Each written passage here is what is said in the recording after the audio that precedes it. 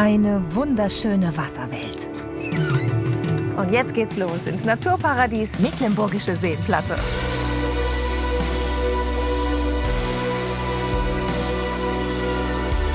Mehr als 1000 Seen, das größte Wassersportrevier Europas und ein Nationalpark mit UNESCO-Weltnaturerbe.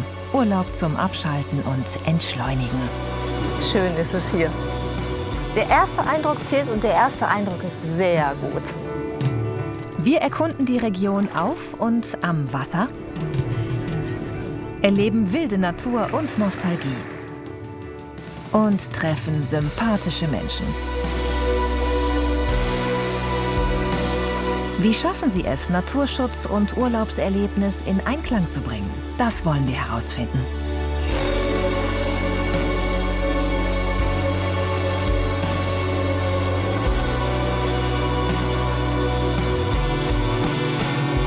Herzstück der Mecklenburgischen Seenplatte ist das kleine Meer, die Müritz und ihr großer Nationalpark. Hier warten Wildnis und Abenteuer auf uns. Schöne Ausflugsziele sind Städte wie Neustrelitz und Waren. Aber wir starten natürlich auf dem Wasser, ganz im Osten der Seenplatte, am schmalen Luzin. Tom, was erwartet mich jetzt hier? Schwimmen, baden, sich sonnen, Fahrrad fahren, spazieren gehen und wandern. Deswegen kommen auch jedes Jahr so viele Urlauber oder Touristen her. Die Fähre am schmalen Luzin ist eine der letzten von Hand betriebenen Seilfähren Europas. Eine echte Rarität. Danke dir. Dann bis dann oder irgendwann mal wieder. Gerne. Mach's gut. Tschüss.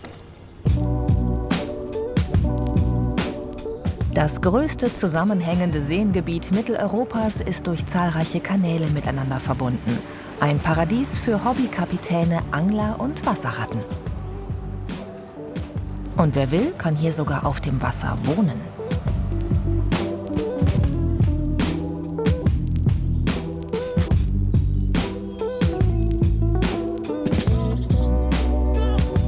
Hallo, das sieht ja wirklich aus wie von Huckleberry Finn. Ja, hallo. Hallo.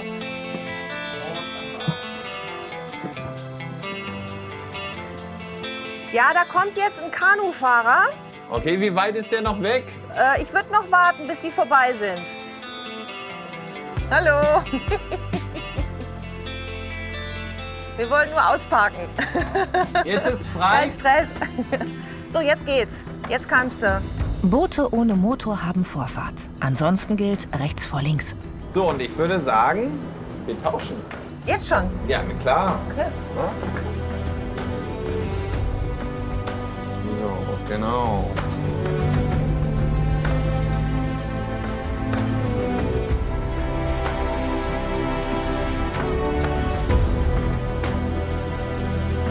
Rund um die Seen erstrecken sich riesige Wälder, Moore, ein wenig Acker- und Weideland.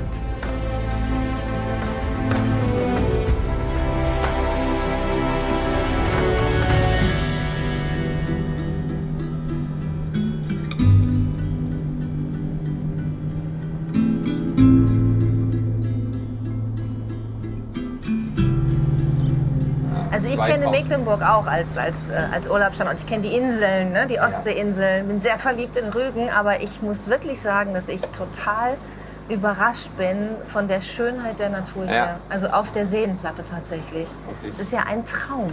Wie wir gerne sagen, wunderschön. Wunderschön, ja.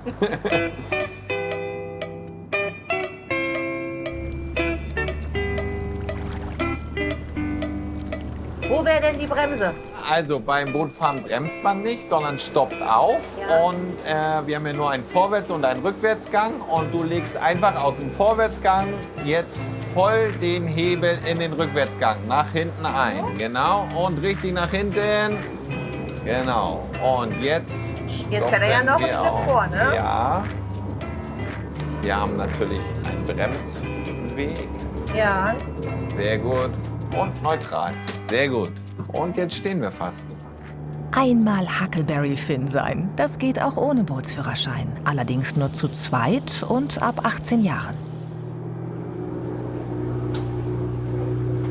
Oh, guck mal hier, richtig ausgestattete Küche. Kühlschrank. Und das Schlafzimmer.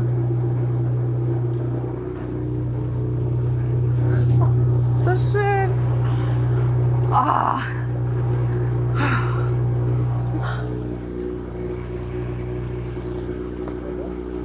Total schön. Bester Blick. Und dann im Schilf abends. Fenster auf. 1000 Mücken.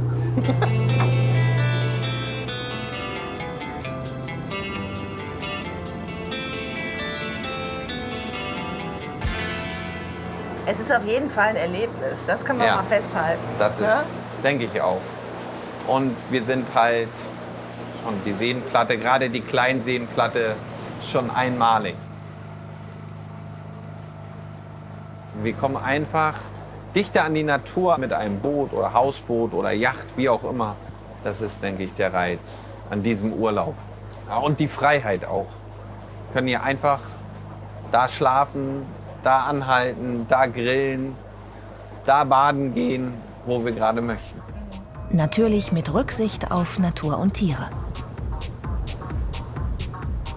Jetzt ist da ein Baum im Wasser. Was mache ich denn jetzt? Ja, der ist wahrscheinlich beim letzten Sturm ins Wasser gefallen. Und da fahren wir jetzt außen drum rum. Also links schön dran vorbei. Links dran vorbei. Ich guck mal einmal vorne kurz raus, ob wir auch gut dran vorbeikommen. Gut. Dürfen wir rechts an eurem Boot festmachen? Ja, klar. Geh mal nach hinten, genau.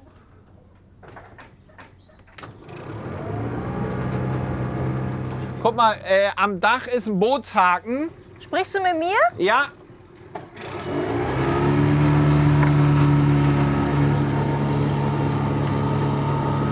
Versuch mich mal hier festzuziehen. Jawohl.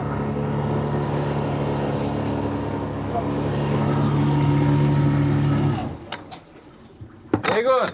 Wow. Machst du uns hinten fest? Hat alles geklappt. Hat alles geklappt? Sehr schön. Sind wir fest, können wir den Motor ausmachen, oder?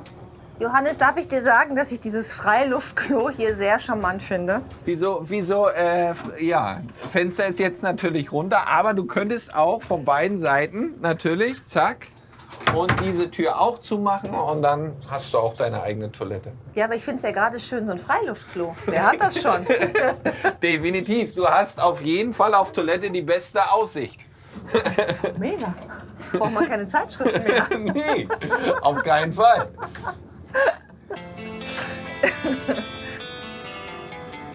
Danke nochmal. Ja. Zur Mittagspause gibt's lecker Fisch. Was isst du gerne? Bismarck-Hering zum Beispiel. Wo sind die Fischbrötchen? Da. Habt ihr Bismarck-Hering? Bismarck-Hering auch an, ja. Ja, super, das hätte ich gerne. Und du? Ich nehme eins mit Lachs. Hier ist ja ordentlich was los, ne? Ja. Ja. Wir haben Ferienzeit, Hauptsaison. Und ich denke, auf dem Wasser und wie hier auch an den Stationen sieht man, dass einiges los ist in der Seenplatte. Und der Fisch kommt ja hier aus dem See? Zum Teil ja. Ne? Wir haben, die Nachfrage ist etwas größer als das Angebot. Wir bieten einen heimischen Fisch an, zum Beispiel Hecht, Zander, Frikadellen sind aus Hecht und Brassen. Lecker. Dann guten Appetit. Dankeschön.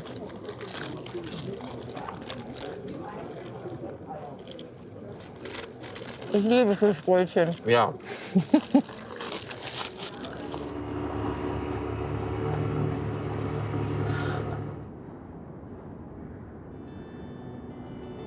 Von Hafen zu Hafen schippern oder einfach in einer der zahlreichen Buchten ankern. Freiheit pur. Sehr gut. 5 Meter noch. Sehr gut. Jo? Neutral. Neutral.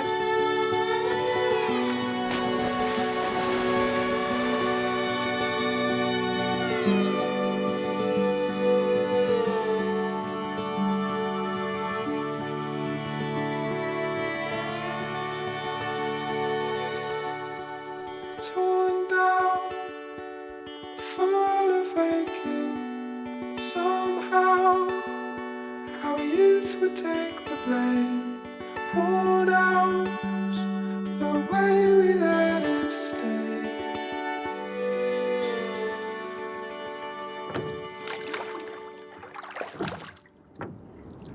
Nach der Pause wartet die Herausforderung für Hobbykapitäne: Schleusen. Maß und Teamarbeit. Hier wird klar, warum mindestens 2 Erwachsene an Bord sein müssen. Jetzt müsstest du gleich die erste Stange sehen, die nehmen wir aber noch nicht. Wie soll ich da denn rumkommen? Warte, ich fahr dich gleich ran. Hier, der hier? Warte, noch ein Stück. Jetzt guck mal, ob du eine findest. Siehst du eine? Nein. Wir haben noch, da kommt gleich eine.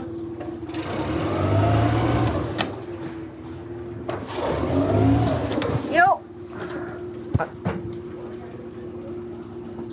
Siehst, kommt dann eine Stange? Sehr gut. Ich habe eine. Sehr schön. So, Motor aus.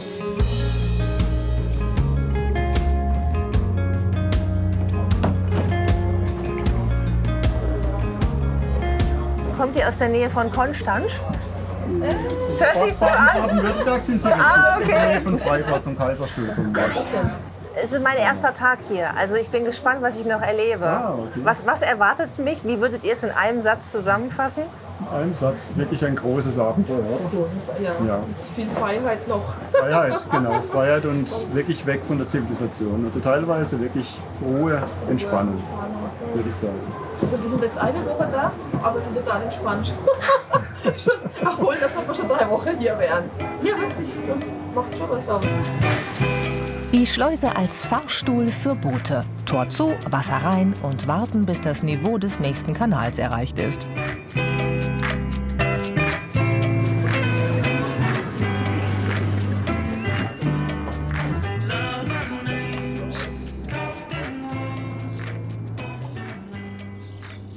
Am Ufer gibt's immer wieder Ausflugsmöglichkeiten.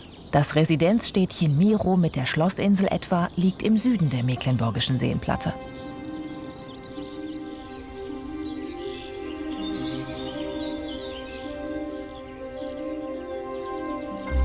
Historischer Schauplatz für ein reales Märchen.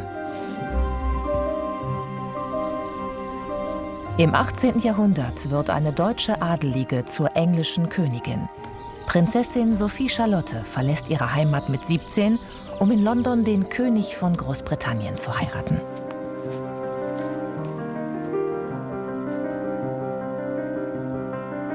Also hier ist eine Prinzessin aufgewachsen im 18. Jahrhundert, Sophie Charlotte. Hier wurde sie auch Lottchen genannt im kleinen Miro. Und sie ist dann mit 17 Jahren verheiratet worden mit dem englischen König George III. Sie ist also damit eine Ur-Großmutter der Queen von Großbritannien. Sandra Lemke führt Gäste verkleidet als Zofe von Sophie Charlotte durchs Schloss Miro. Der Name Mecklenburg-Strelitz ist damit dann wirklich, kann man sagen, eigentlich dann in die Welt hinausgegangen. Weil als Königin von England ihre Nichten dann, Luise, Friederike, haben ja dann in das Haus Preußen eingeheiratet. Luise als Königin, dann nachher Friederike, dann später als Königin von Hannover. Und wenn man dann noch weitergeht ins 20. Jahrhundert, also auch wenn das Land sehr klein war, hat Mecklenburg-Strelitz dann tatsächlich auch einen Namen innerhalb Deutschlands gehabt. Einen Namen machte sich Sophie Charlotte, Prinzessin von Mecklenburg-Strelitz, als Blumenkönigin, weil sie die königlichen botanischen Gärten in London ausbaute. Außerdem ist sie Namensgeberin der Paradiesvogelblume Strelitzia.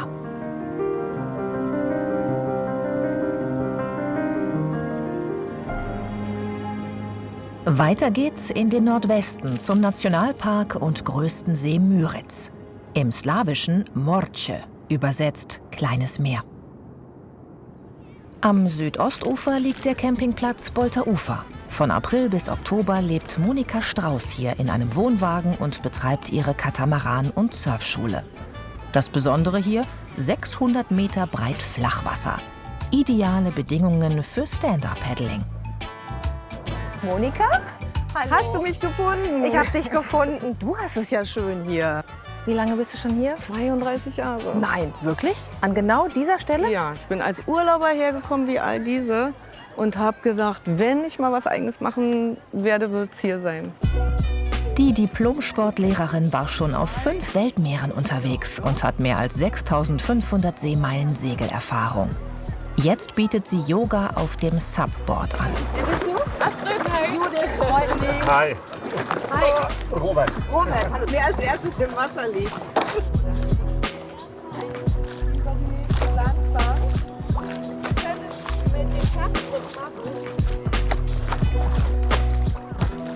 Können wir dann auch uns hinstellen.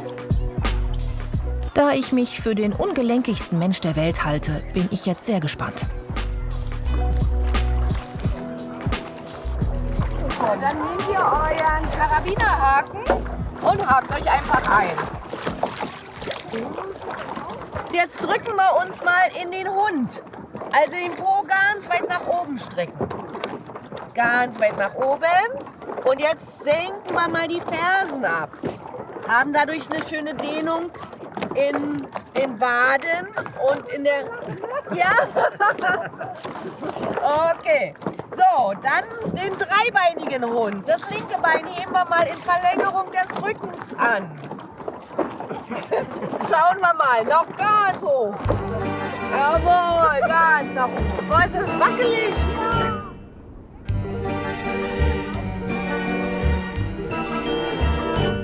Strecken das linke Bein aus. Strecken uns ganz lang nach vorne, machen uns länger am längsten. Das ist meine Lieblingsübung. Ja, ich habe ja gesagt, wir können auch einfach uns lang machen und schlafen.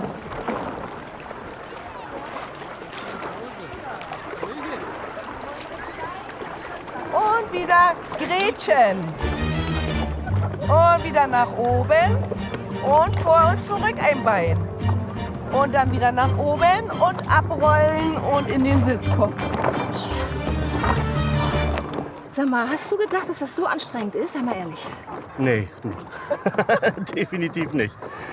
Yoga alleine schon sportlich, aber das ist noch mal eine Ecke schärfer. Wirklich, aber du bereust es nicht, ne, dass du mitmachst. Also wir sind nicht zum ersten Mal da, weil wir die Region wirklich sehr gerne mögen. Gerade mit Kindern ist es toll, weil das Wasser sehr langsam tiefer wird und man dann die Kinder auch bedenkenlos ins Wasser rennen lassen kann, ohne Angst haben zu müssen, dass sie direkt reinfallen. Und das gefällt uns sehr gut. Wir sind mit dem Bulli hier unterwegs. Gerade bei kleinen Kindern führt man aber so einen kompletten Hausstand mit und das ist auf dem Campingplatz hier wirklich einfach ideal. Man hat alles beisammen, man muss nicht immer rein in die Ferienwohnung, wieder raus, da das ganze Zeug mitschleppen, sondern man kann einfach direkt quasi auf den Strand fallen.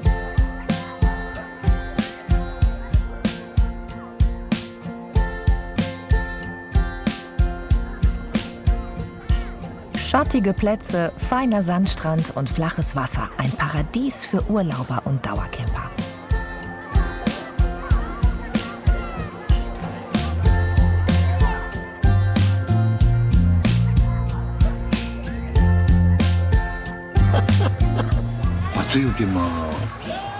Das ist ja nicht so einfach auf dem Wasser. Die trägt so ja ihr Bretterlehne raus. Allerdings verkehrt rum. Okay? Die müsste von der anderen Seite anfassen, aber ist egal. Da kommt ja schon Hilfe. Peters Strandkorb ist Marke Eigenbau. Dank Sonnenkollektoren sogar mit Strom. Zum 75. von meinem Kind. Ja? Vielseitig verwendbar. Dann brauche ich praktisch meine Box nicht anschließen und laden. Das macht die Sonne. Hier oben ist die Boombox. Und dann bist du hier drin und hast die Musik für dich laut, aber für alle anderen nicht so laut. Also das heißt, das strahlt dann nicht so weit ab.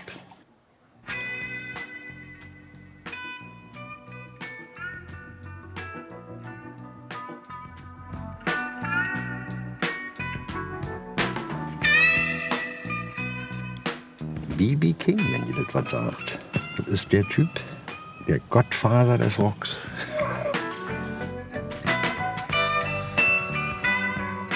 Da hinten steht eine Omi mit ihren Enkel. Und hier in MacPom ist es so, das ist einfach eine andere Mentalität wie Berlin. Das dauert zwar alles ein bisschen länger, aber ich würde sofort nach MacPom flüchten, wenn mal die Welt untergeht. Das dauert hier 15 Jahre später. Das ist hier so. Denn wir brauchen für alles etwas länger. Aber eine Langsamkeit hat ja was. Gerade in der heutigen beschleunigten Zeit. Hier kannst du entschleunigen. Hier ist richtig, ganz in Ruhe.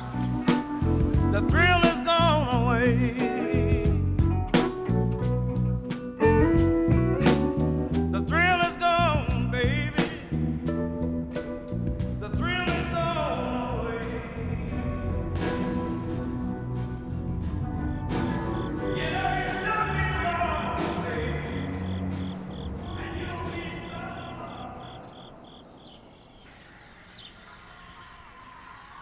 Der Müritz-Nationalpark mit seinen rund 320 Quadratkilometern liegt in einer der am dünnsten besiedelten Regionen Mitteleuropas.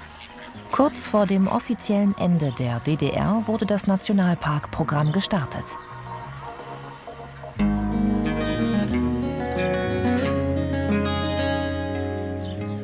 Deutschlands größter Nationalpark abseits der Küsten ist zu mehr als 70% mit Wald bedeckt. Mehr als 200 Vogelarten leben hier.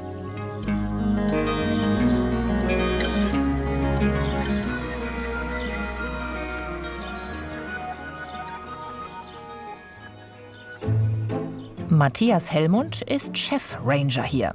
Der Biologe lebt mit seiner Familie zusammen mit 4 Hunden, Schafen und 25 Hühnern. Sehr sympathisch.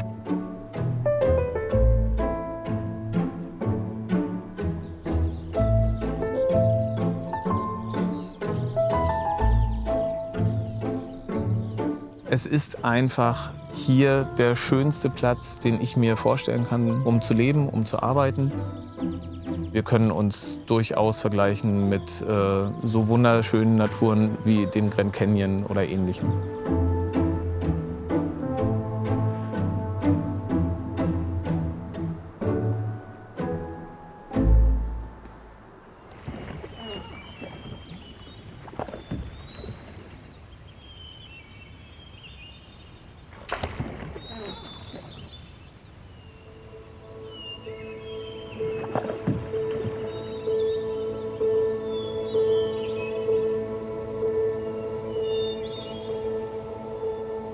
Ist das schön hier. Wie Herrlich, kommt das, dass die Natur hier so ursprünglich ist? Das hat ein bisschen was mit der Geschichte zu tun. Bis zur Wende war das hier Schießplatzgebiet von der Roten Armee. Ach, so eine Art Truppenübungsplatz. Genau, und war natürlich von daher auch nicht wirklich attraktiv zum Wohnen. Deshalb haben wir auch eine relativ geringe Besiedlung hier.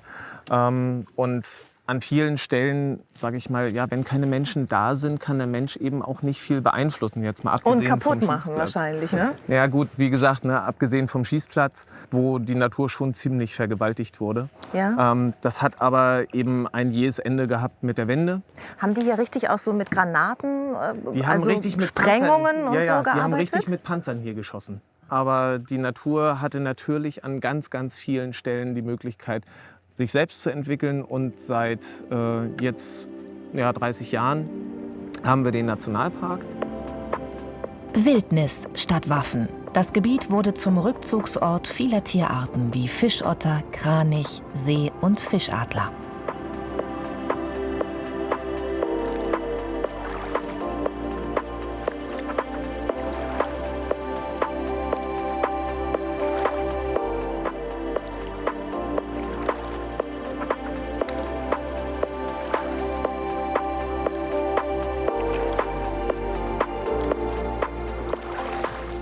Was ist jetzt eure Aufgabe als Ranger? Eine ganz, ganz wichtige Aufgabe, gerade jetzt in der Besuchersaison, ist für uns, dass wir die Besucher lenken. Es ist ja nicht so, dass man aus dem Nationalpark ausgeschlossen werden soll. Man soll ihn ja erleben. Allerdings eben an den Stellen, wo es extra schön ist, so wie hier. Und natürlich auch die Natur so weit wie möglich in Ruhe lässt.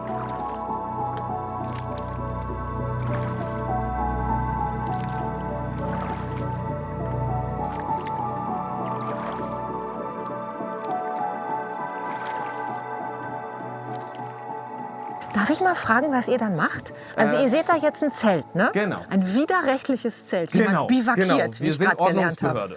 So, und dann, was macht ihr dann? Reifeschluss auf, Strafzettel verteilen? Oder wie? So ungefähr. Also dann kommt es normalerweise zu einem Ordnungsgeld. in der Hoffnung, dass sie sich dann gemerkt haben. Und in der Hoffnung, dass es vielleicht anderen auch noch mal sagen, damit die diesen Fehler nicht machen. Ne? Feuer und Rauchen sind auch verboten und Besucher sollten keinen Müll hinterlassen. Warte, ich habe was gefunden. Ja, und das ist auch unsere Aufgabe. Ich weiß nicht, ob wir es rauskriegen. Müll sammeln. Ja, ne? das ist eine Fischdose, wie Ja, so eine Ölsardindose das- oder so. Ich frage mich tatsächlich, wie Leute, die hier langfahren, auf die Idee kommen, Da was hier eine reinzuwerfen. Fischdose Ja. hinzuschmeißen. Nee, jetzt habe ich Du sie wirst irgendwie du wirst es wahrscheinlich nicht rauskriegen. Aber ich werde einen meiner Ranger noch mal hier vorbeischicken. So eine richtige Blechdose, die Ja. verrottet ja auch nicht, ne? Nee. Alles klar. So. Dann gib mal Gas. Viel Spaß! Super.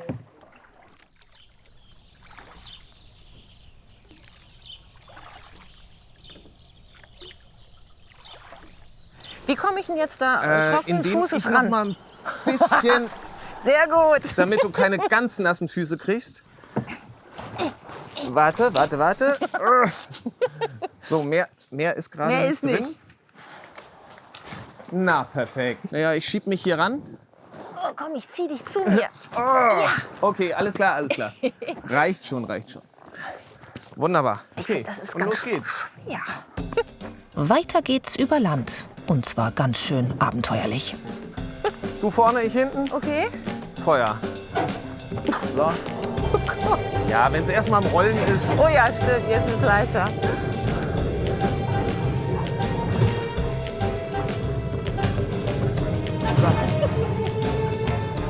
Also ist einfacher versetzt. Und Ja. plötzlich geht's, ne? Oh, jetzt ist leicht. Ja.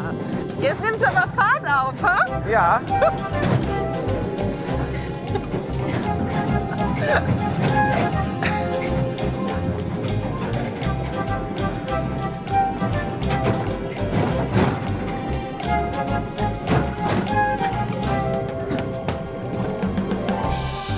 Ins Wasser kriegen. So. So. Ich zieh's hier. Das sind nasse Füße. Nee, die sind wasserdicht. Ah, sehr gut. Da brauchst du keine Angst haben. So. Ach, wie ist das schön. Jetzt ein See. Traumhaft.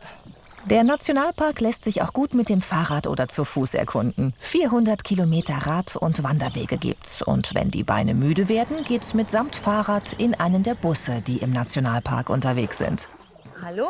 Seid ihr Touristen oder seid ihr von hier? Wir sind Touristen. Oh, und ihr kommt aus Bayern, höre ich direkt. Absolut. Woher genau? Aus ganz Südostbayern, aus Spiegelau. Das ist am Nationalpark Bayerischer Wald. Witzigerweise. Das heißt, ihr kommt aus einem Nationalpark und macht in einem anderen Urlaub? Logisch. Da ist am schönsten. Was gefällt euch hier? Ja, also das Wasser, das haben wir heute zu Hause überhaupt nicht. Und jetzt genießen wir sehr. Wir waren schon mit dem Hausboot, mit dem Wohnwagen auf dem Hausboot unterwegs und jetzt hier die Kanutour einen Tag und das macht richtig Laune. Oh, der Hund hat auch Spaß, wie man hört. Absolut. Ne? Ist ein Wasserhund. Ich frage mal eure Tochter, für dich ist nicht langweilig? ja? Nein, auf keinen Fall. Also ich bin eigentlich auch der totale Naturmensch und am liebsten eben in den Nationalparken unterwegs und ja, habe ich ehrlich gesagt viel lieber als jetzt in Gegenden, wo mehr Leute sind oder wo auch die Natur nicht so ist. Ja. Nette Touristen habt ihr hier. Ja. Sehr nette Touristen. Natürlich, wir haben nur nette Touristen.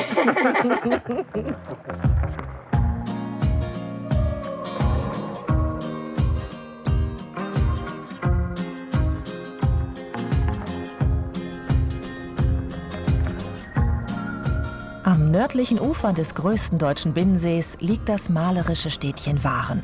Luftkurort, Heilbad und touristisches Zentrum der Region.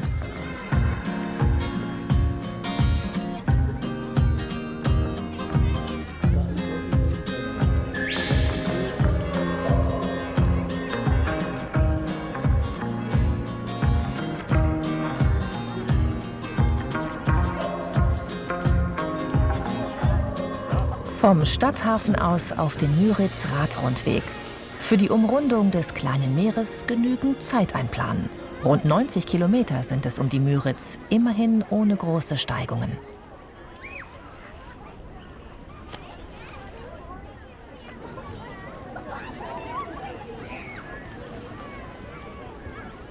Habt ihr gute Laune? Ja, haben wir. Wir rennen in die Hütte. Hallöchen. Ich beobachte euch schon 3 Tage. Habt ihr Interesse? 1,5 Stunden? Ja. Eine Schiffsfahrt auf der Müritz mit dem einzigen Dampfschiff Mecklenburg-Vorpommerns. Ja, ich bin der Kapitän Bodo.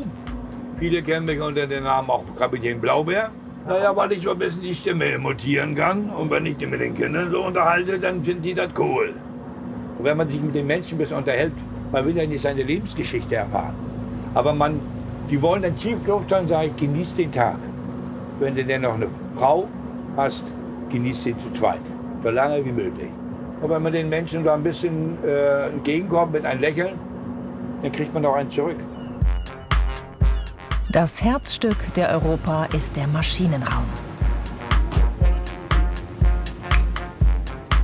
Das ist eben hier unser Heizer. Früher war hier ein großer Ofen, da wurde Kohle reingeschöpft und jetzt macht das der Brenner, ne? Also ein Dieselbrenner. Der erzeugt da drinnen den Wasserdampf, praktisch den Druck, bis zu 12 Bar.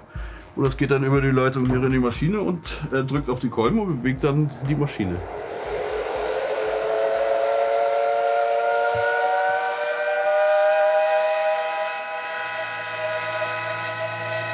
Natürlich, ist ja einzigartig hier bei uns jeweils. Ne? Ist natürlich was Besonderes. Hat nicht jeder. In den Sommermonaten fährt die Europa mehrmals täglich unterschiedliche Routen. Der Schornstein lässt sich kippen und das Fahrerhaus absenken, damit das Dampfschiff unter den Brücken durchpasst.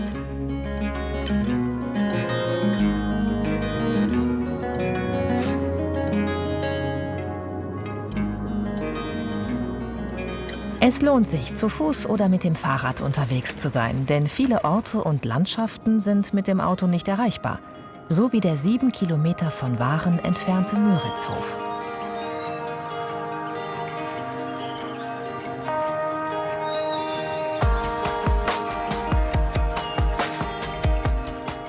Der mehr als 100 Jahre alte Bauernhof ist heute ein Restaurant und idealer Stopp für ruhesuchende Radler und Wanderer. Auf der Speisekarte stehen neben typisch mecklenburgischen Spezialitäten auch Schaf- und Rindfleisch aus eigener Haltung und Verarbeitung. Betrieben wird der Müritzhof von Menschen mit Beeinträchtigung. Dankeschön.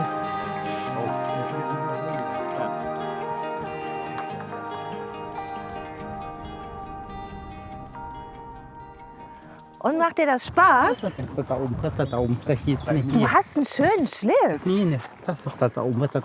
Das hier, das ist ein Mikrofon. Ja? Möchtest du auch sowas haben? Ja. Sowas Puscheliges? Ja. Ich hätte gerne deine Krawatte. Nee. Toll. Guck mal, du Nee, hast ne? auch was. Und macht dir das Spaß mit den Schafen? Ja. Ist das schön? Ja. Mu ist auch hier. Mu ist auch hier, ne? Ja? Pferd ist auch da. Ah, die Kuh. Ah ja. Und was ist besser, Kuh oder Schaf? Mu, ne? Mu ist besser? Ja. Ja? Ja. Mu oder Mäh? Mu, ne? Ach schön. Ihr habt's schön hier. Das Ha? ist hier, das ist mein Haus, das Haus. Das Haus hier. Das ist das Haus, wo du lebst? Ja, und du? Ich wohne in Hamburg. Da oben, die Das auch? ist ganz schön. Die wohnen auch, ja, fast alle. Mhm. Ja. 20 beeinträchtigte Menschen arbeiten auf dem Landschaftspflegehof. 12 von ihnen leben auch hier. Da habt ihr auch noch Schafe, ne? Ja. Ja, Ja. Du arbeitest ja hier, ne? ja, Und lebst du auch hier? Wohnst du hier? ja, das ist schön hier. Ja. Ja, mir gefällt hier alles, die ganze Gegend hier. Und seit wann wohnst du hier? Seit 2016.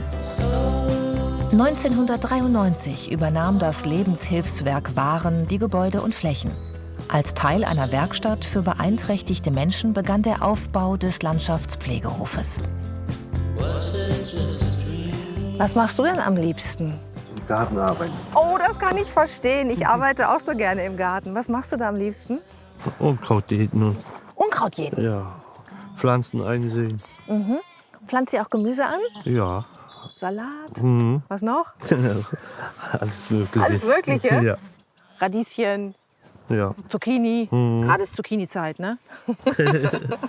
Fiel dir das leicht, dich so umzustellen? Für mich ist das gleich, weil ich ein gelernter Schäfer bin. Nein, wirklich? Und trotzdem machst du lieber Gemüse? Ja. Das Gemüse und die anderen Zutaten für das hofeigene Restaurant stammen aus der Region und der eigenen Gärtnerei.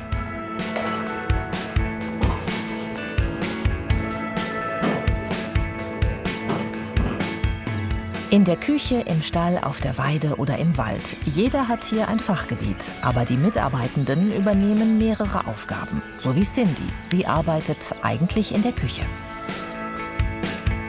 Darf ich mal zu dir kommen? Ja. So von Frau zu Frau. Hallo, ich bin Judith. Cindy. Hallo Cindy. Cindy, was machst du hier? Schafe hüten. Schafe hüten? Na, erstmal. Also ich habe auch Tiere, ne? Und ich liebe meine Tiere alle. Ihr esst die ja jetzt auch, ne? Fällt dir das leicht, wenn dann eins geschlachtet wird und du das in der Küche dann zubereitest? Von den Schafen habe ich nicht so ein Lieblingstier, aber bei den Rindern habe ich eins. Ja? Ja. Und das beschützt du? Das ist schon 7 Jahre alt. Oh ja, dann bleibt es wahrscheinlich bei euch, ne? Ja, ist eine schneeweiße Kuh. Ach, schön. Maria. Ja, habe ich das verboten, die zu schlachten. Wenn Tieressen einen Namen hat, ne? Dann wird's schwierig. Ja. Zeigst du mir Maria? Klar. Ja, los. In welche Richtung müssen wir denn suchen, in diesem Riesenpark? Erstmal gehen wir hier runter.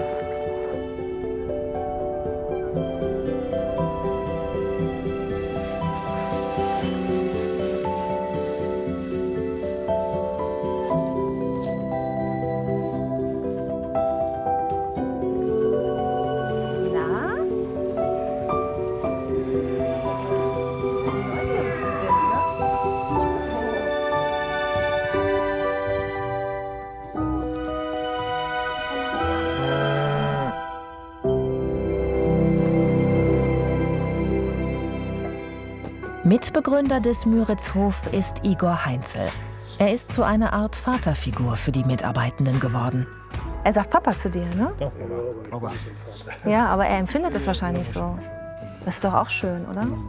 Und was ist er für euch? Vertrauensperson. Mhm. Und wenn wir Sorgen haben oder so, dann gehen wir hin, sagen wir das und dann geht er auch. Hättest du dir damals vorstellen können, vor 30 Jahren, dass es mal so schön werden würde? Nee, das war natürlich nicht abzusehen. Weil ihr seid ja ein richtiges Touristenmagnet geworden, ne? Das kommt natürlich noch dazu. Wir liegen ja an einem Hauptwanderweg des Nationalparkgebiets und sind sehr stark frequentiert von Radfahrern und Wanderern. Das Schöne ist, mit dem Auto kann man hier nicht raus. Also sortiert sich das alles ein bisschen und das ist auch ganz angenehm so. Das heißt, nur die, die hier wirklich hin wollen, Richtig. die sind hier. Genau. Oh. Ja, das ist der große, der Fiete. Der ist 13. Das Pferd sieht natürlich jetzt die Kamera, Leute. Mit dem Puschelmikrofon. Immer dann. Und Puschelmikrofon ist immer so eine Sache. Ruhig. Bei jedem Pferd auf der ganzen Welt, egal wo, ist Puschelmikrofon ein Thema. Guck mal, das ist gar nicht schlimm. Hm? Was ist das? Das ist gar nicht schlimm. Guck mal. Das? Hoi, hoi, hoi. Gar nicht schlimm. Guck mal. Völlig entsetzter Blick. Total entsetzter Blick. Was ist das denn? Oh, ist das ein Schmusemikrofon? Guck mal. Ja, siehst du. Ist gar nicht schlimm. Geh mal vor. Du weißt noch nicht so richtig, ne? Geh mal vor. Ja. Bin schon ein bisschen länger hier. Wie lange schon? 30 Jahre. 30 Jahre? Ja. Mhm. Aha. Dann willst du ja auch nicht mehr weg, ne? Nö. Und du, was machst du hier? In der Küche? Du arbeitest in der Küche? Ja. Und was machst du da? Gemüse schnippeln und... Und helfen beim Zubereiten? Ja. Ja? Das heißt, die ganzen Touristen, die ja kommen, weil es hier so lecker ist, die kommen auch deinetwegen, ne? Ja. Weil du das so gut machst. Ja, das ist Ja. toll. Schön.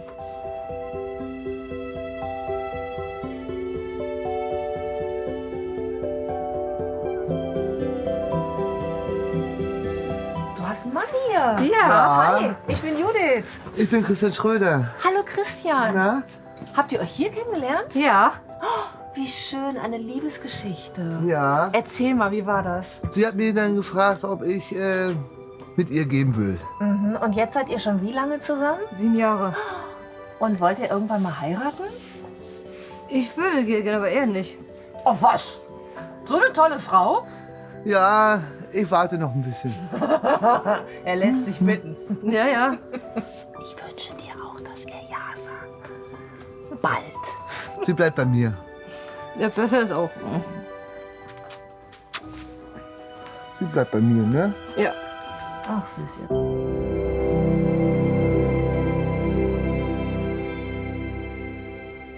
Weiter geht's ans Westufer der Müritz nach Röbel. Seit dem Mittelalter bis weit in die Neuzeit bestand die Stadt aus 2 getrennten Siedlungen. Deshalb gibt es hier gleich 2 imposante Kirchen.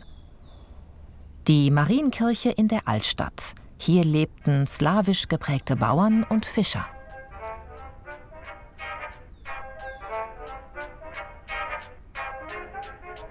Und die Nikolaikirche in der südlicheren Neustadt. Hier lebten deutsche Siedler, hauptsächlich Handwerker.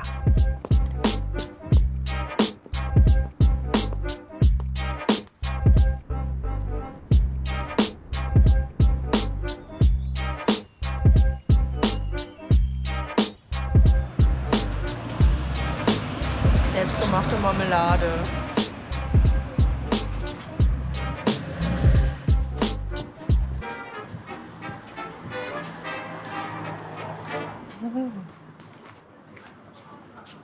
Hallo. Hallo.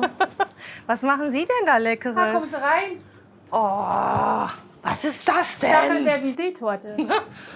Hallo, ich bin Hallo, Judith. ich bin Kathi. Hallo Kathi, Ja. freut mich. Gerne. Eine Baiser-Torte? Ja, das ist so. Was Saures, was die Mecklinger Bürger mögen. Was Süßes, was Saures, das essen sie gerne. Ich mag das auch gerne. Aber das ist eine regionale Spezialität? Ja, also praktisch von uns vom Geschäft. Die Leute reißen uns die außer Hand, die essen das total gerne. Wenn Rhabarberzeit ist, machen wir es mit Rhabarber, aber sonst grundsätzlich mit Stachelbeer. Ist einfach lecker, süß, sauer, mit Schlag. Wie mache ich jetzt so einen Kuchen? Also man braucht mindestens 20 Eiweiß. Oh ja. Ja, das ist viel, aber es soll ja auch gehaltvoll und lecker sein. Dann kocht man das mit Zucker auf und dann wird es nach dem Aufkochen praktisch aufgeschlagen und dann ist es so schön schaumig und fest und dann flimmt man das ab, damit der schöne Karamellrand rauskommt. Oh, lecker. Und was ist das für ein Tortenboden? Das ist ein ganz normaler Wiener Biskuitboden. Ne? Und dann haben wir hier die Stachelbeeren gekocht mit Puddingpulver und den Schlag oben drauf, schön Schlagsahne. Ach so, das ist noch gar nicht der Kuchen. Das ist nicht fertig. Das kommt dann noch oben drauf. Das ist die Haube, die Königin von allem. Ich würde mal wieder nur die Haube auch nehmen, wie das bei vielen Dingen ist. Komplette. Das Topping wird weggefressen. Genau. Okay, ja, nee, das ist natürlich auch toll mit den ganzen Früchten. Und ich mache mal kurz einmal hier, dass du, ne, ich habe hier schon ein bisschen angefangen. Ja, einmal zeigen. Dass du einmal ein bisschen. Das hole ich mir jetzt auch für zu Hause, so ein Ding. Ja, das ist cool. Halt, wenn du merkst, es ist zu dunkel, das ist ein einfacher Bunsenbrenner, den kriegst du in jedem Baumarkt. Einfacher Bunsenbrenner aus dem Baumarkt? Ja, genau. Das geht einfach. Das hole ich mir jetzt auch. Und es sieht einfach nur geil aus. Ja, mega. Oh, toll. Guck Man kann mal. sich ruhig trauen dazu. Ja, also man es ist sieht- alles kein Problem. Man sieht ja auch die Struktur viel besser jetzt. Vom Aufspritzen halt. Ne? Ich dreh mal. Ja, okay.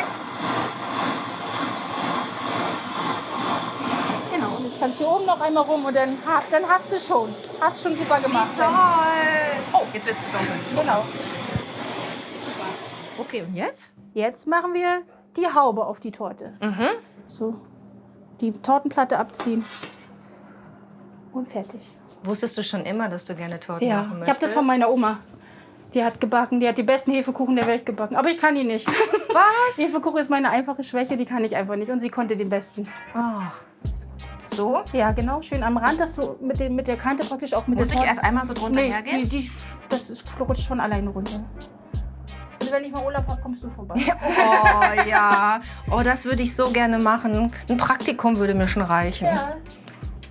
Es ist nicht so richtig ganz Nein, alles drauf. gut. Ja, das ist eben, ne, guck mal jetzt. Hier sieht man den Profi, ja, und denjenigen, der nur Profi im Essen ist. Aber nicht Was ja auch lecker im ist, Zubereiten. Genau, jetzt gehen wir vorne auf den Tresen. Den habe ich ja noch gar nicht gesehen, deinen Verkaufsraum.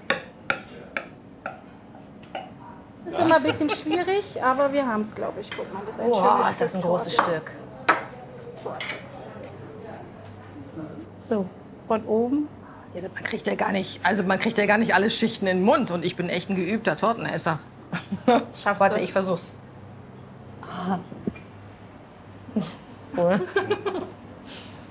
Boah. Na? Das Süße, die Säure, die Schlag. Das ist wirklich der beste Kuchen, den ich gegessen habe bisher. Ich krieg eine Gänsehaut. Guck mal, ich krieg Gänsehaut. Siehst du das? Ja. Boah, ist der gut. Und der Eischnee, das ist halt, ne? Ich sage immer, es ist wie der Meckelöhr, süß und sauer. Das ist ja sensationell.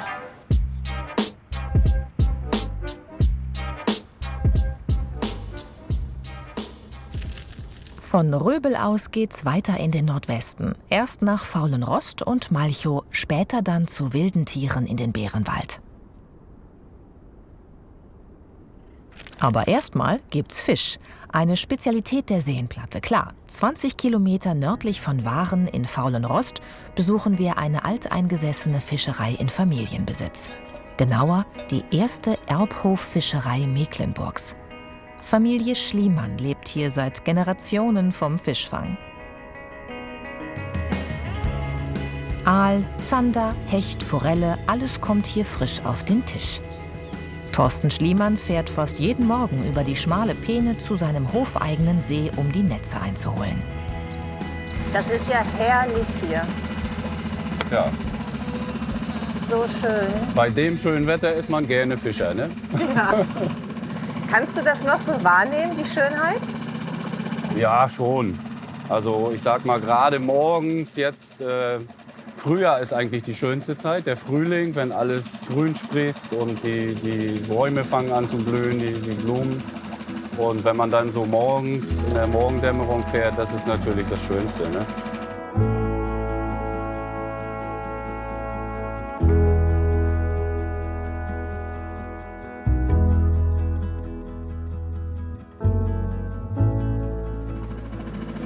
Du bist jetzt Fischer in der zweiten Generation? Nee, dritte. In der dritten? Ja. Dein Sohn ist schon die vierte. Mein Sohn ist die vierte. Wie hat sich denn der Fischerberuf durch die Zeit verändert, in der du ihn jetzt betreibst? Weil ihr wart selbstständig, ne? Wir waren selbstständig. Es gab 2 Binnenfischereibetriebe in Mecklenburg. Und da waren wir einer von. Meine Eltern durften zum Beispiel den Fisch nicht selber verkaufen. Ne, das musste alles abgeliefert werden. Und da gab es ja noch diese Direktvermarktung nicht. Da haben wir die Fische, die wir gefangen haben. Es gab Fischgeschäfte, die dem Konsum angeschlossen waren. Und dann haben wir unsere Fische halt in die Konsum-Fischgeschäfte gebracht. Ja. Und seid ihr da auch stark kontrolliert worden? Ja. Ja? Ja. Damit ihr keine eigenen Tauschgeschäfte macht und so? Also Ja. früher wurde ja viel getauscht, ne? Ja, das hat man natürlich auch gemacht. Aber man musste natürlich aufpassen, mit wem. Ja. Ne? Man durfte sie nicht erwischen lassen. Genau. Nach der Wende änderte sich die Situation der Fischer schlagartig. Endlich konnten sie sich selbstständig machen und ihren Fisch direkt verkaufen.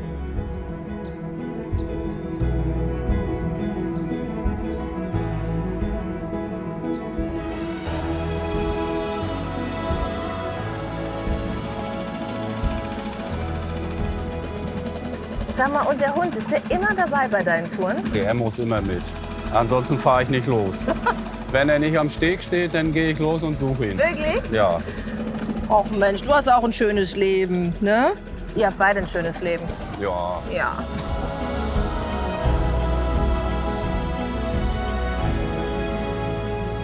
Doch die Hochzeit der Fischerei ist vorbei. Vom Fischen allein kann hier kaum noch jemand leben.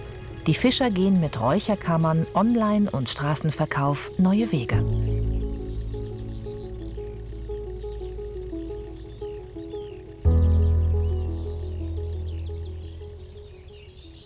Nach einer knappen halben Stunde erreichen wir unser Ziel.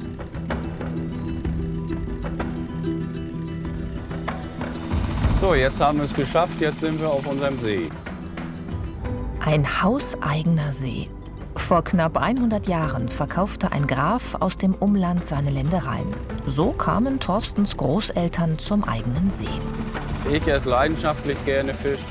Gerade das, was wir jetzt heute eigentlich noch fangen wollen, den Hecht. Das war mein Großvaters Lieblingsessen, gespickter Hecht.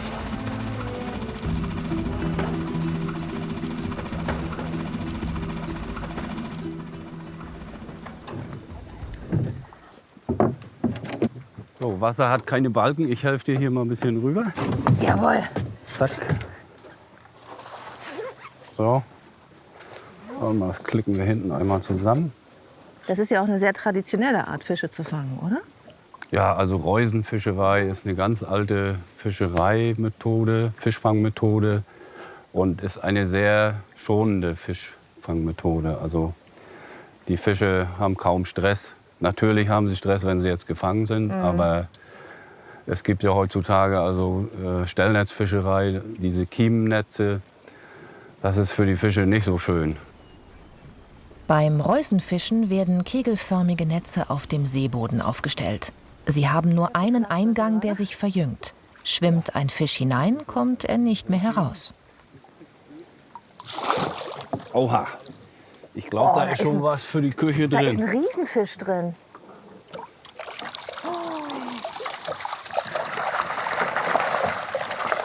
Was kann ich tun?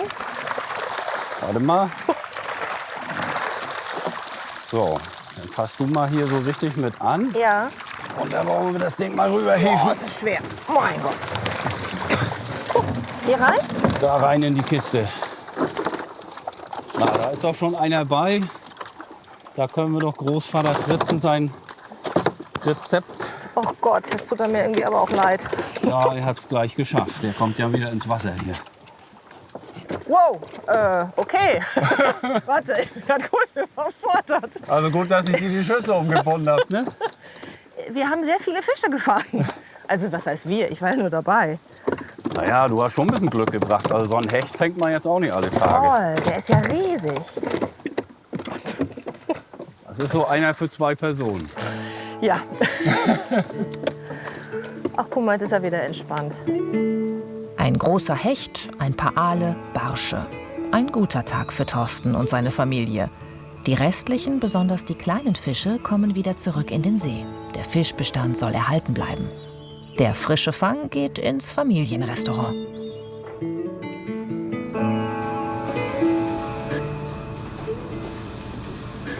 So, Mahlzeit. Mahlzeit. Judith, das ist mein Sohn Philipp. Hallo Philipp, freut mich. Der ist jetzt für den kulinarischen Teil zuständig. Einmal hier drauf platzieren. Dann stellen wir uns bloß so hin. Bisschen. So, dann wünsche ich euch gutes Gelingen. Dankeschön. Ich verabschiede mich. Verabschiede mich erstmal. Das könnt ihr ja rausschneiden.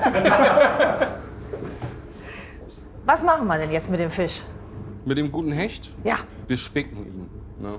Ja, der Hecht ist ja relativ mager und deswegen wird er eigentlich nur umlegt, quasi mit der Spicknadel oder mit der Rouladennadel befestigt oder Ja. festgemacht. Und Mit, das war's. was ist das, Rinderspeck oder Nee, das ist Schweinespeck? Schweinespeck, ja. Den räuchern wir übrigens selber. Ich komme ja aus Hamburg und wir haben ein ähnliches Gericht. Das ist Scholle Finkenwerder Art. Ja. Da hast du die Scholle und hast auch den Speck so in Krümeln schön oben Die drüber. Speckwürfel oben drüber, ja, genau. Das ist eigentlich ähnlich, ne? Ja, also der Speck ist viel fetter, ne? Ja. Wie man auch unschwer erkennen kann. Das ist ein Und im ordentlicher Prinzip, Speckschicht. Okay, also jetzt einfach so drüberlegen? ja, nee, jetzt müssen wir erstmal kurz in den erst salzen. das weiße Gold nehmen. Ja. Also der kann auch ein bisschen was vertragen jetzt. Und jetzt legen wir die Speckscheiben einfach nur im Prinzip ganz primitiv hintereinander weg. So ein bisschen überlappend? Ja, oder? also kann ruhig fürs Auge Ja? sein. Ja. Du sollst das ja essen, ne? So, und dann können wir, wie gesagt, bei wenn 2, 3 drauf liegen, einfach mal kurz reinpieken und dann mit Vorsicht einmal durch. Ne?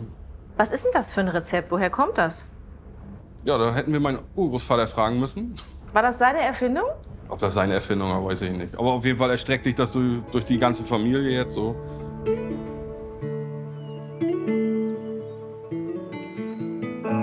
Da ist er. Da ist er schon. Ui.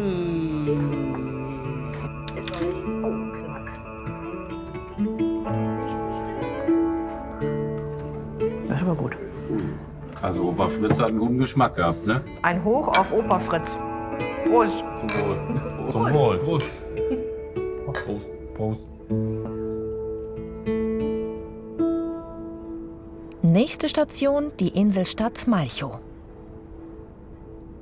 Wir fahren stilecht. Im Trabi. Stefan Nitsche restauriert und verleiht die überdachten Zündkerzen.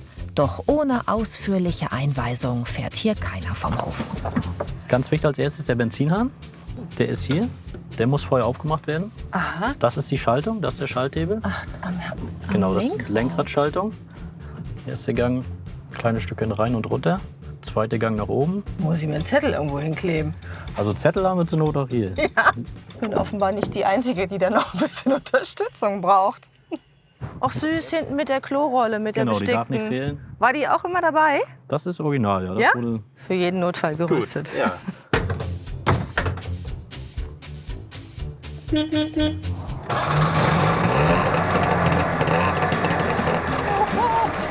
Ich fahre!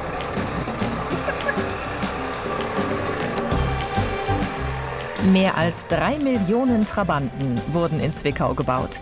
Am 30. April 1991 rollte der letzte vom Band. Wetter? Ja!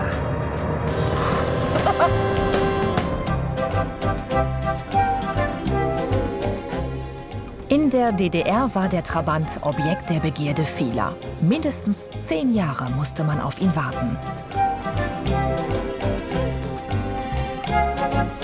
Im Laufe der Jahre sammelte er viele Spitznamen wie Gehhilfe oder Pappe. Kein Wunder, er ist langsam, laut und ruckelig, macht aber auch richtig Spaß.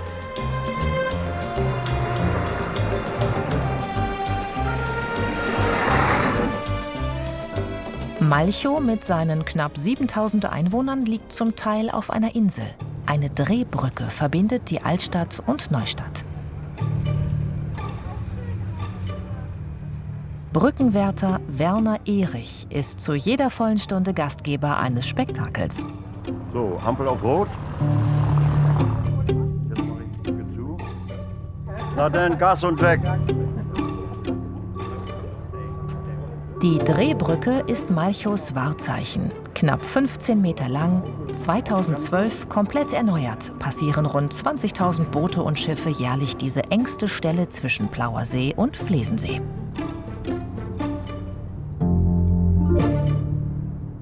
Moment, Moment. Die andere Seite kommt zuerst.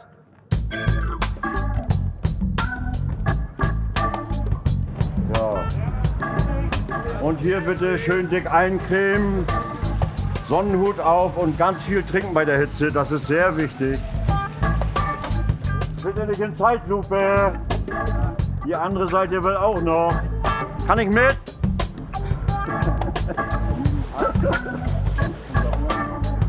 Ist eine Herzenssache, mache ich sehr gern. Mit Leuten zu tun haben und hier mit den Bootsführern und mit der Umgebung hier. So, die haben wir durch, die 10 Schiffe. Jetzt kommt die andere Seite.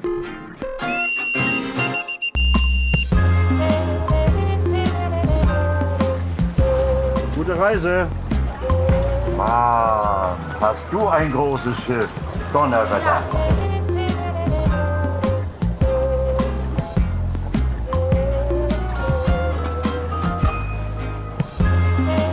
Gut gemacht, gut gemacht. Klappt nicht immer so. Ja, so mache ich dann meine Sprüchlein, ne?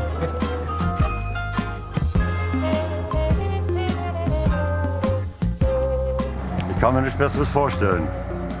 Tut immer weh, wenn ich frei habe. Moin, moin. Seid ihr immer die Letzten oder bloß heute mal? Alles gut. 10 und 14 sind 24. Brücke zu.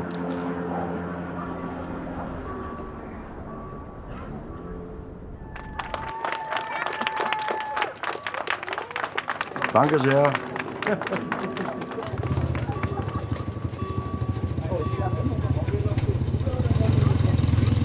In den Sommermonaten findet das Spektakel zwischen 9 und 20 Uhr statt.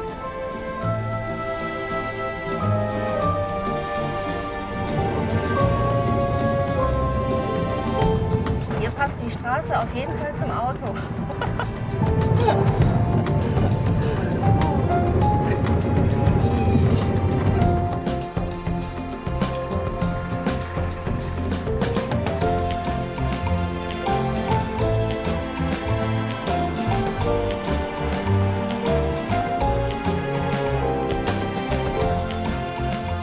Gleich hinter der Drehbrücke liegt das DDR-Museum von Malchow. Eine Zeitreise zurück ins sozialistische Deutschland.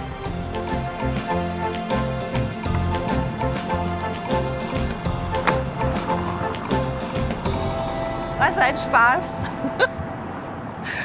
Großartig. Auf 2 Stockwerken verteilt stehen hier tausende Alltagsgegenstände aus der ehemaligen DDR.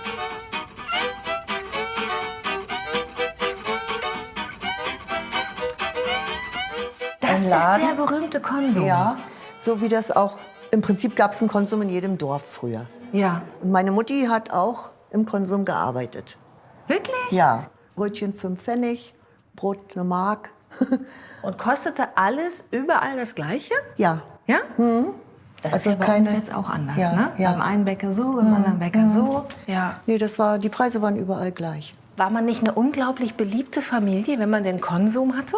Im Prinzip ja. Ja, Das ne? war so ein Anlaufpunkt auch für die Leute vom Dorf.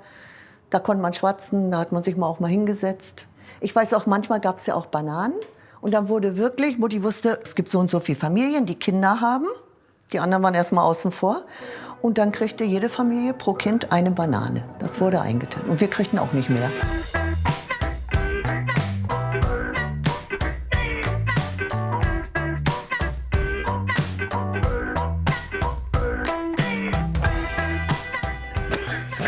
Raus. Das ist verklebt. Verklemmt. Jetzt kommt was raus.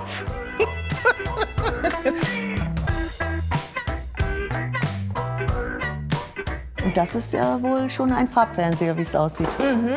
Aber die Tagesschau lief da nicht. Nee. Aber andere schöne Sendungen. Ja. Ne? Zum Beispiel, ich kann mich noch genau erinnern an, wir waren Kinder. Ja. Da gab es den Meister Nadelöhr. Und der hatte ein Schnatterinchen, so eine Handpuppe. Pittiplatsch. Das war diese Handpuppe, die bei Meister Nadelöhr immer Unfug gestiftet hat. Die Ausstellung wird ständig erweitert. Es gibt ein DDR-Kinderland und die typische ostdeutsche Wohnwirklichkeit der 1960er bis 80er Jahre ist hier nachgebaut.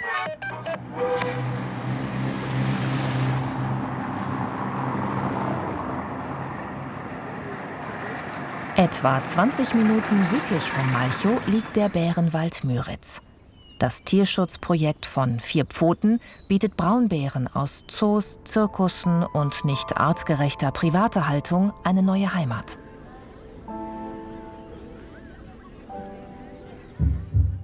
Das ist der Herzschlag eines Bären in Winterruhe. Ganz langsam runtergefahren.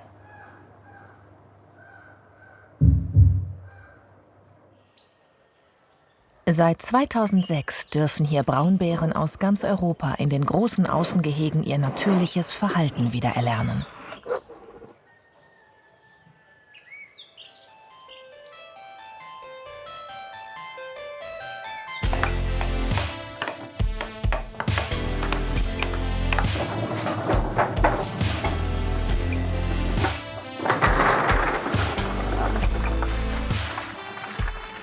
Ah, der kommt da schon. Ja, hier, Balu, der hat Susi schon erkannt. Wie der angerannt kommt. Oh, ich habe noch nie einen Bär so nah gesehen. Das ist unser größter Bär. Der ist ganz nervös. Hallo. Er weiß halt, dass es jetzt was gibt. Hallo Bär. Oh, Wahnsinn. Na, Balu. Ich muss gerade mal diesen Moment. Ich habe wirklich auch noch nie im Zoo einen gesehen.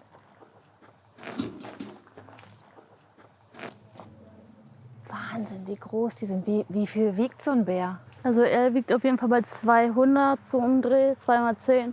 Aha. Von der Größe ist er auch der größte mit 2,30 Meter. Ist er schon ein sehr, sehr großer Bär. Balu wurde in einem Wildgehege geboren, abgesperrt mit Elektrozäunen und ohne Rückzugsmöglichkeiten.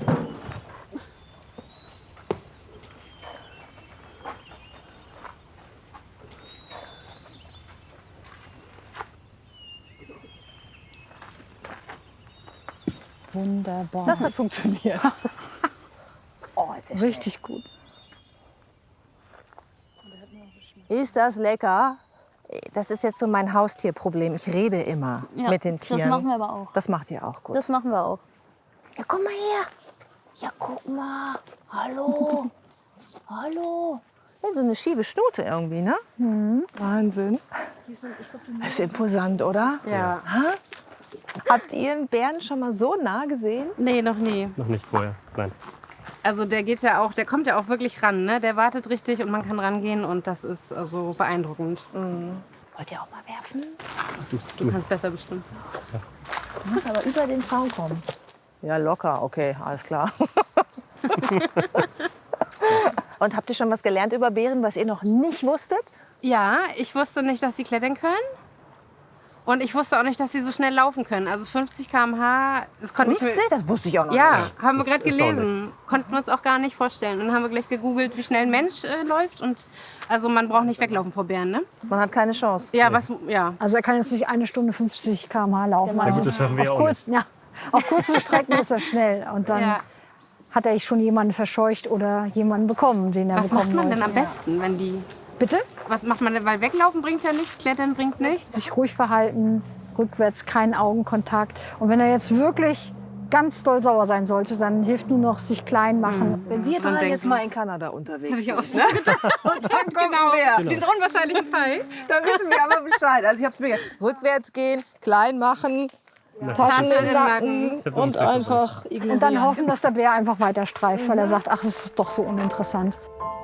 Bären aus Gefangenschaft können nicht mehr ausgewildert werden. Sie sind zu abhängig vom Menschen und würden in freier Wildbahn nicht überleben. Also gerade die Bären unten, die verletzten Bären zum Beispiel, für die ist es natürlich in der freien Wildbahn ganz schwer. Und wenn man die Bedingungen liest, die sie ja vorher hatten dort, das ist ja erschreckend.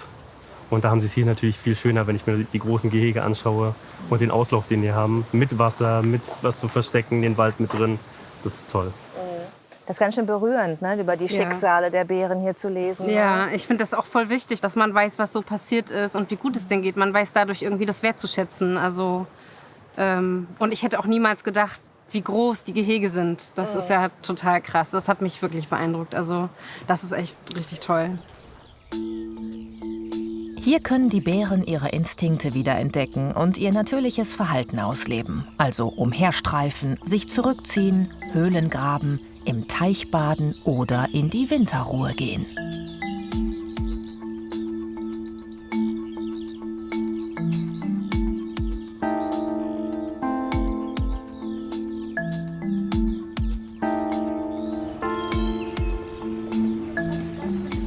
Zweimal am Tag gibt es Futter.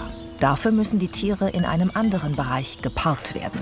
Wir besuchen Braunbär Rocco.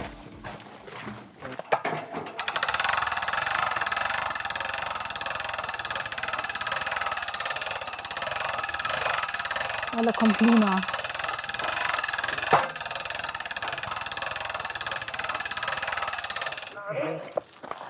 Ja.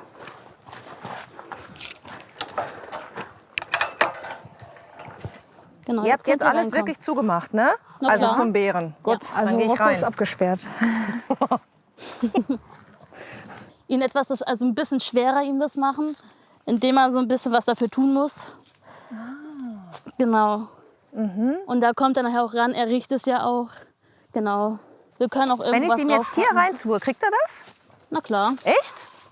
So weit oben? Genau. Er stellt sich dann auf seinen Hinterläufen und dann für Melone macht er fast alles.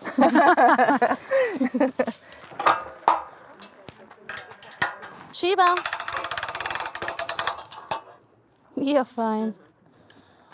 Rocco wurde als Haustier in Albanien gehalten. Bis zu seiner Rettung hauste Rocco in einem ca. 12 Quadratmeter kleinen, verrosteten Metallkäfig mit Betonboden. Rocco hat sich alle Stellen, die er sehen konnte, gemerkt. Er arbeitet alles nacheinander ab. Jetzt zu meiner Nektarine. Jawohl. Ja, da habe ich eine Kartoffel versteckt. Jawohl, er hat sie gefunden. Ja. Ich kenne nämlich auch noch alle Verstecke. Ist ein bisschen wie Ostern. Wenn man sich freut, dass die Kinder jetzt tatsächlich die Eier finden, die man versteckt hat.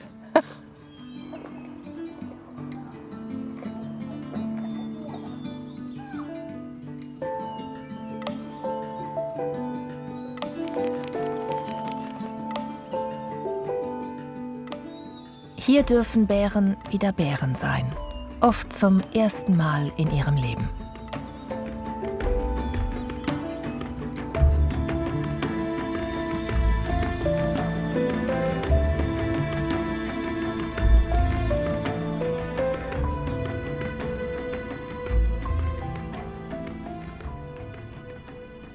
In den Sommermonaten startet die Festspielsaison in Mecklenburg-Vorpommern. Bei mehr als 100 Konzerten an mehr als 60 Orten kommen Musikliebhaber auf ihre Kosten. Die Konzertkirche in Neubrandenburg. Das Bauwerk norddeutscher Backsteingotik hat eine lange und bewegte Geschichte.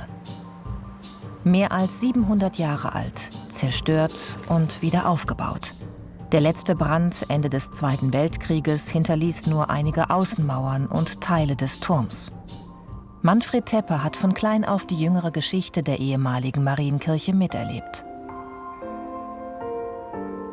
Ich kenne diese Kirche als Ruine. Ich bin hier zur Christenlehre gegangen als kleiner Junge und habe immer gedacht, das war ein unheimlicher Ort. Die Dohlen flogen, die Krähen flogen, die Glocken schlugen. Es war unheimlich. Eine Ruine aus dem Zweiten Weltkrieg war für mich als Kind unheimlich. Der finnische Architekt Pekka Salminen integrierte in die alte Backsteinhülle einen hochmodernen Konzertsaal. Eine Symbiose von Altem und Neuem. Also das ist für mich Erleben. Das ist für mich Freude. Wenn man einen richtigen Job gefunden hat, geht man nicht mehr zur Arbeit. Und bei mir war das so. Ich bin nicht zur Arbeit gegangen. Ich habe einfach etwas getan, was mir riesen Spaß macht. 21 Jahre lang, das ist ein Traum. Der Traum, den erfüllt sich nicht jeder. Seit Juli 2017 wird die Klangvielfalt durch eine Konzertorgel mit 70 Registern verstärkt. Schloss Ulrichshusen, nördlich von Waren. Auch dieses Bauwerk hat eine bewegte Geschichte hinter sich. Familie Freiherren von Malzahn, uralter Adel, wurde während des DDR-Regimes enteignet und vertrieben. 1989, kurz vor der Wende, war Schloss Ulrichshusen aus bis heute ungeklärter Ursache bis auf die Grundmauern niedergebrannt. Nach der Wende kam die Familie zurück. Es war abgebrannt, ausgebrannt, die Kinder standen unten. Und ich lief da aufgeregt in das Haus rein. Ja, und dann krackelte der Papi in die Burgruine rein und verschwand erst mal. Und dann gab es plötzlich einen riesenlauten Schrei. Das erinnere ich so genau, als wäre es gestern. Weil wir natürlich alle Angst hatten. Um Gottes Willen, was ist denn jetzt passiert? Und dann kam er fröhlich raus mit einem Riesenstrahlen. Und ihm hatte eben diese Eule auf die Schulter geschissen. Die Familie kaufte das Anwesen zurück. Aber sie bauten nicht nur das Schloss wieder auf, sondern brachten auch die strukturschwache Region nach dem Ende der DDR wirtschaftlich voran. Schließlich holte Helmut von Malzahn einen Teil der Musikfestspiele nach Schloss Ulrichshusen, das sich zu einem Publikumsmagneten entwickelte. Ich glaube, es ist schon ganz interessant zu sehen, dass Ulrichshusen zusammen mit den Festspielen in Mecklenburg-Vorpommern, und das ist immerhin ein Landesfestival, einer der 3 größten in ganz Deutschland, immer im Zusammenhang genannt wird. Entweder Ulrichshusen, dann kommen die Festspiele, oder Festspiele Ulrichshusen. Insofern hat Ulrichshusen eine nicht nur örtliche, sondern überregionale Bedeutung. Neustrelitz, Spielort der größten Operettenfestspiele Deutschlands. Während der Festspielzeit erklingt an allen Straßenecken Musik.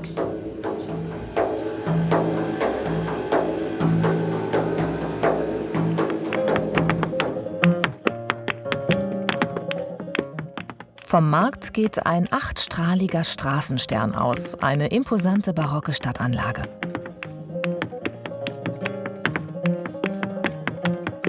Die Aufführungen, hier die Oper Carmen, wechseln jährlich. Viele Darsteller und Statisten aus Neustrelitz und dem Umland sind mit dabei. Wie Sandra Lemke, die wir schon auf Schloss Miro kennengelernt haben. Ich bin auch hier in Neustrelitz geboren und es ist wunderschön, dass hier auch immer wieder Leute dann im Extrachor Statisterie mitspielen können, die hier aus der Stadt sind oder hier auch aus der Umgebung kommen. Und das ist einfach eine wunderbare Sache, finde ich. Der Schlossgarten wird zur Freilichtbühne.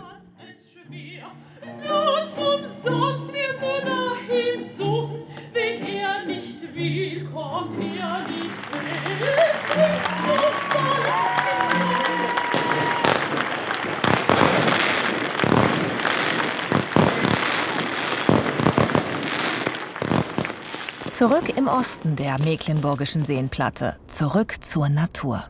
Hier, etwa 10 Kilometer östlich von Neustrelitz, liegen die Seraner Buchenwälder, UNESCO-Weltnaturerbe.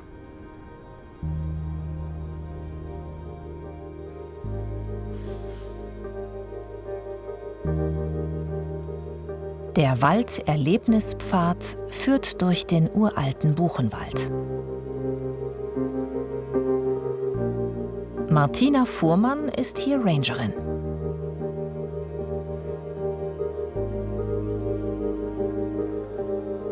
Die alten Wälder mit viel Totholz sind Heimat für unzählige Tiere, Pflanzen und Pilze.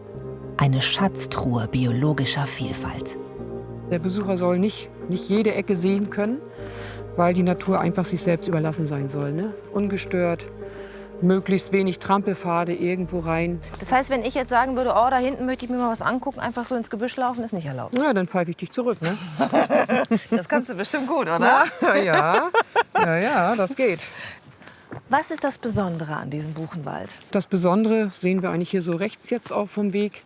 Viele umgestürzte Bäume, wo wir auch überhaupt nicht mehr eingreifen. Das heißt, es bleibt alles so, wie es ist. Geht also ganz normal in die Kreisläufe wieder mit ein. Also das heißt, es das soll jetzt hier verrotten? Es verrottet, genau. Also dort wird nichts mehr erfolgen, keine forstlichen Arbeiten und so weiter. Das ist schon über viele Jahre hier nicht mehr gemacht worden. Und aus dem Grund sieht es eben hier auch so urig aus. Ja, das ist aber doch jetzt keine Buche, ne? Das ist eine Eiche, richtig? Das ist eine Eiche, das erkennt man sehr gut am Stamm. Ne? Die ist sehr stark, ich sag mal, hat diese kräftige Borke. Und Buchen sind ja richtig glatt. Und die wird hier so, ich sag mal, so etwa 350 Jahre alt sein. Also schon, die könnte schon ein paar Geschichten erzählen. Der Seraner Buchenwald war vermutlich immer ein Wald. Er wurde nie gerodet, um landwirtschaftlich genutzt zu werden. Das macht ihn so wertvoll und einzigartig.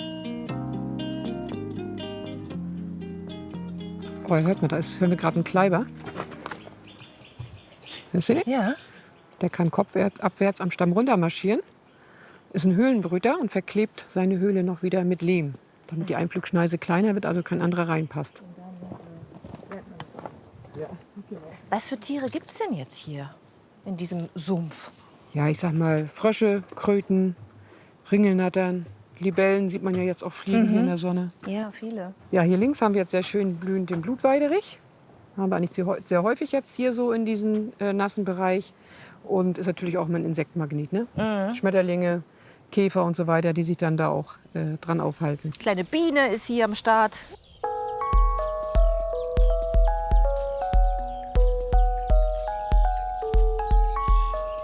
Ja, hier an dieser Stelle sehen wir jetzt sehr schön ein alter umgestürzter Baum, eine alte Buche. Und ja, hier wird es mittlerweile jetzt total grün. Ne? Also ganz viele Buchen, die jetzt hier wachsen, Kiefern, die weil kommen Licht hier. Reinkommt weil Licht an den Boden ne? kommt, genau. Ansonsten, wenn es total dunkel ist, kommt nichts Neues hoch. Menschen. Hallo. Hallo. Hallo. Hallo. Hallo. Darf ich euch was fragen? Gerne. Ja. Warum seid ihr in diesem Wald unterwegs? Weil wir uns dieses UNESCO-Nationalerbe angucken wollen, den Buchenwald. Und wie findet ihr es? Finden wir super.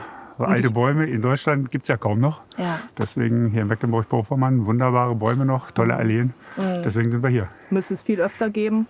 Und auch den Totholzbestand finde ich klasse. Weil wir interessieren uns auch Naturfotografie. Und zum Beispiel der Schwarzspecht und natürlich auch andere Tiere sind ja massiv auf dieses Totholz angewiesen. Ja. Und insoweit ist das eine tolle Gegend hier. Und wir wünschen uns, es würden solche Wälder weiter in Deutschland geben, eben nicht nur in diesen kleinen Regionen, die es heute noch gibt. Und von der Forstwirtschaft ausgenommen etc. Das wäre schön. Genau. Hoffen wir mal, dass es weiterhin so bleibt und mehr wird. Ja, drücken wir mal die Daumen. Ja. Das sind eure Lieblingstouristen, oder? Genau, unkompliziert. Achtung, vor der Natur Genau, interessiert, ja. Genau. Ja. Dankeschön. Dann schönen viel Urlaub Spaß noch Ja, beim Dankeschön. Entdecken. Wunderbar. Werden wir haben. Super, danke. Tschüss.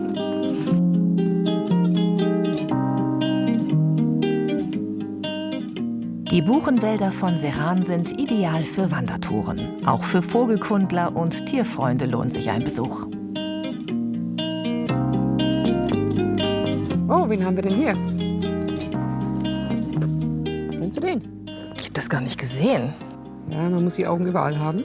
Ein Mistkäfer. Der ist aber hübsch. Der leuchtet sehr schön. Ich meine, es war jetzt schon ziemlich trocken. Aber wenn wir Regenwetter haben, ist er noch viel besser zu sehen. Da sind auch viel mehr unterwegs. Das mache ich bei Kindern immer sehr gerne. Bei den Erwachsenen und bei Erwachsenen natürlich auch. Nee, komm mal her mit deinem Ohr einmal. Oh, was sind das für Geräusche? Das sind so knackende Geräusche. Und wie toll der leuchtet, ne? Ja, das ist schick.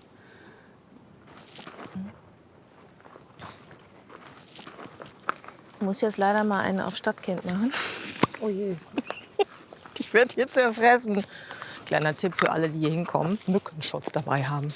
Hast du da keine Probleme? Ist auch nackte Arme. Ja, aber im Moment geht es, muss ich sagen. Also wir hatten eine Zeit, so Mai, Juni, da war es eine Zeit extrem. Also da waren die, wenn man in den Wald reingekommen ist und wir hatten dann vielleicht noch ein bisschen Feuchtigkeit, ein bisschen Regen, in Schwärmen. Aber ich finde jetzt, das ist sehr entspannt. Wahrscheinlich bist du auch nicht so ein Mückenopfer, ne? Ich bin Mückenopfer. Ja, ist ja auch so eingerichtet. Die wollen ja auch von den Touristen ein bisschen leben, ne? Ja. Die Mücken. Und wir müssen ja auch ein bisschen geschont werden. Zum Abschluss freuen wir uns auf ein echtes Highlight. Ganz im Osten der Mecklenburgischen Seenplatte, in der Feldberger Seenlandschaft, treffen wir Fred Bollmann. Der Ranger hat eine besondere Beziehung zu scheuen Vögeln. Seeadler und Fischadler sind vor allem in Ostdeutschland zu Hause. Ja, das vor uns hier, das ist jetzt der Breite Luzin. Der zweittiefste See Mecklenburgs. Der hat 60 Meter, das ist schon ein ganz schönes Loch. Weil der See so tief ist und so steil die Ufer abfallen. Deswegen ist der sehr artenarm, was Wasservögel anbelangt. Warum machst du denn ausgerechnet hier Vogeltouren, wenn es hier gar nicht so viele Vögel gibt? Also hier gibt es schon Vögel, und zwar ganz besondere, nämlich die Greifvögel. Und die versuche ich jetzt hier ans Boot zu locken. Fred Bollmann bietet die Tour speziell für Hobbyfotografen an, die dafür aus ganz Deutschland kommen. So, das ist hier der Köderfischkoffer. Schau mal. Hier haben wir bunte Palette an Süßwasserfischen. Das ist jetzt hier ein Blei. Oder manche sagen auch Brasse dazu. Der ist für den Seeadler. Essen, ne? Auf jeden Fall, ja klar. Lecker. Das ist jetzt eine große Rotfeder für den Fischadler, falls er kommt. Und hier sind lauter kleine. Und die Spritze, die ist dafür, weil wenn ich jetzt einen Fisch aufs Wasser schmeiß, heißt das ja nicht gleich, dass der immer an der Oberfläche schwimmt. Ne, wenn die dann tot sind, bilden die ja Gas im Körper. Und ich helfe jetzt ein bisschen nach mit der Spritze. Ach, du spritzt da jetzt Einfach Luft bloß rein, damit der Fettberger oben Luft. schwimmt. Und das reicht. Und wenn ich jetzt diesen Fisch hier, diesen Möwen hinschmeiße, dann können die den gleich holen von der Oberfläche. Ja. So, jetzt kommt erstmal eine Sturmmöwe angeflogen. Guck mal, die hat das schon gesehen. Tralala. Und einen Kopfsprung gemacht. Uwe, hast aufgenommen? Wer bist du eigentlich? Ach ja, habe ich ja noch gar nicht vorgestellt. Hallo. Das ist Buck. Ja, das Buck ist Bucky. heißt der? Mhm. Hallo. Na? Mein kleiner Jack Russell Terrier. Das ist deiner? Ja. Und der kommt immer mit? Immer. Hat der keine Angst vor den Vögeln oder andersrum? Nö, überhaupt nicht.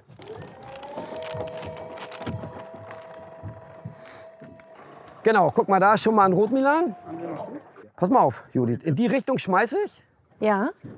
Dann ist die Sonne so ein bisschen im Rücken, auch für Uwe. Achtung. Dann wieder Signal, wenn er kommt. Oh, ein Schwarzmilan sogar. Guck mal da oben. Ich schmeiß noch mal.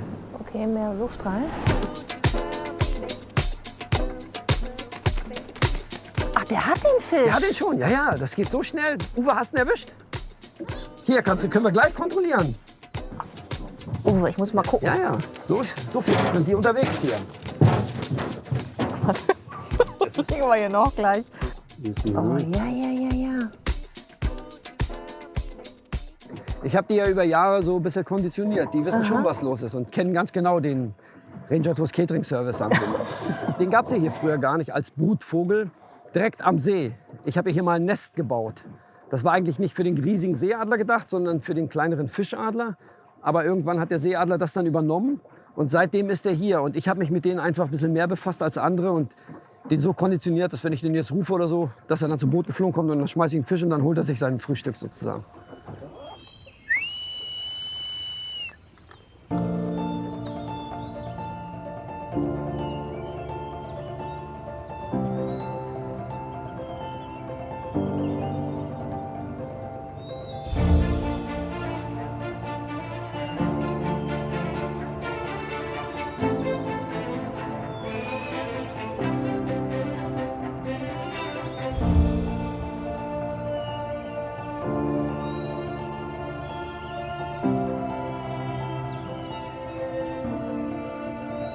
Die eleganten Vögel in Aktion zu beobachten, ein faszinierendes Schauspiel. Auch Buck hat sichtlich Spaß bei diesem Abenteuer.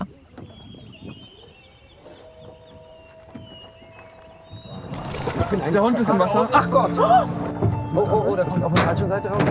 Wartet mal. Bucky, komm hier! Bucky! Hier, komm her! Bucky, komm mal hier. Komm her. Jetzt kommt er rüber. Komm her, mein Baby. Was machst du denn? Also, der macht dich ja gleich ganz nass. Geh mal runter. Ja, ist nicht schlimm. Oh, Menno. Was machst du denn? Warum springst du denn ins Wasser? Ist er von oben runtergesprungen? Och, Menno. Oh je, bist du ausgerutscht? Oh, hast du dich erschreckt, ne? Ja, hast du dich erschreckt, ne?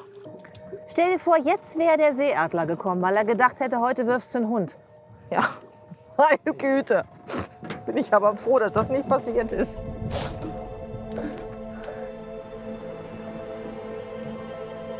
Na komm! So ruft Fred Bollmann die Adler. Ob einer kommt? Tatsächlich. Guck mal, Judith, da oben, da ist der Fischadler.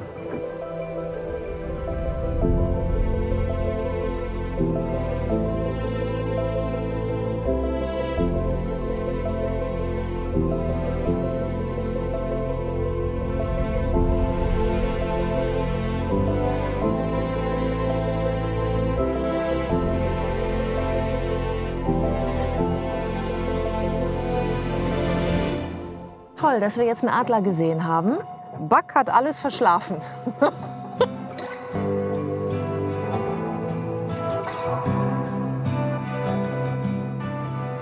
Abenteuer und Entschleunigung. Die Mecklenburgische Seenplatte, ein Paradies für Urlauber. Die Urlauberfamilie aus Süddeutschland, die ich am allerersten Tag meiner Reise getroffen habe, hatte absolut recht. Nach einer Woche ist man total entspannt. Sie haben mir Abenteuer versprochen, es war ein Abenteuer. Sie haben mir Natur versprochen, es war ein wahnsinniges Naturerlebnis. Allein schon deshalb komme ich wieder und wegen der Stachelbeer-Baiser-Torte. Allein das ist schon ein Grund, hierher zu kommen.